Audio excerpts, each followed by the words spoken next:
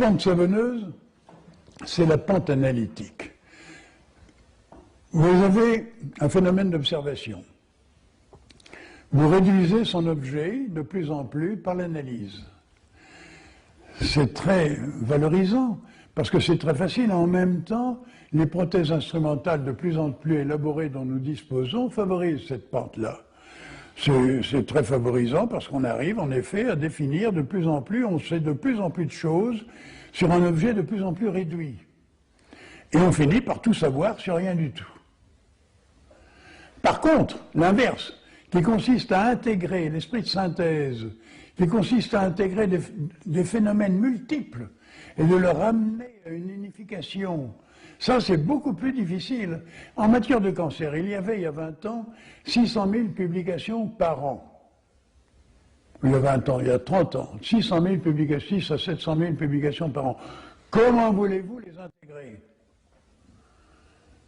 Ça dépasse le potentiel conceptuel des gens.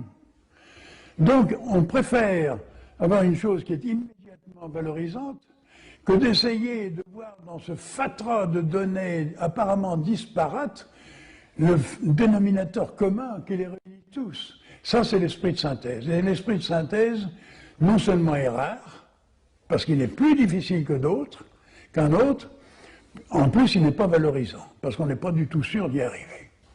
Donc la tendance naturelle de la recherche et de la science, si l'on peut dire, c'est une tendance analytique. Mais le danger de picorer comme ça, c'est que chacun prend son petit secteur, mais qu'il ne le remet pas dans une espèce d'entité unificatrice, dans un système, car c'est un système, c'est tout un système qui se reconstruit.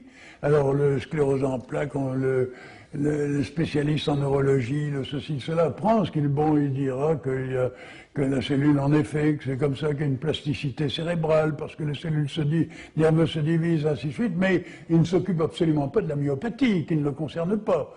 Il ne s'occupe pas du cancer, qui ne le concerne pas, et inversement, et en corrélation. C'est la même chose, chacun puise son petit chose, et on sort les choses pour ne pas non plus avoir l'air de faire un plagiat, donc on les sert lentement et progressivement, et surtout par l'étranger. Heureusement de l'étranger, car quand c'est loin, bon, ben, ça se diffuse, on peut en donner la paternité à l'étranger, c'est pas gênant, c'est fait pour ça. Mais ça n'est que fragmentaire, ponctuel, sans une intégration globale qui est absolument nécessaire pour comprendre la totalité des divers processus.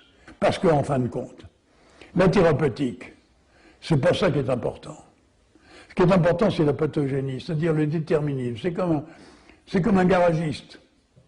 N'est-ce pas, vous allez chez le garagiste, vous dites ça claque dans mon moteur et ainsi de suite. S'il ne connaît pas le principe des 3 temps, ou des 4 temps, ou des 2 temps, ou n'importe quoi, il n'y comprend rien. Peut-être qu'il va arranger un petit quelque chose, mais c'est pas... Vous comprenez? Dès lors que le mécanisme est compris, la solution thérapeutique pratiquement va d'elle-même.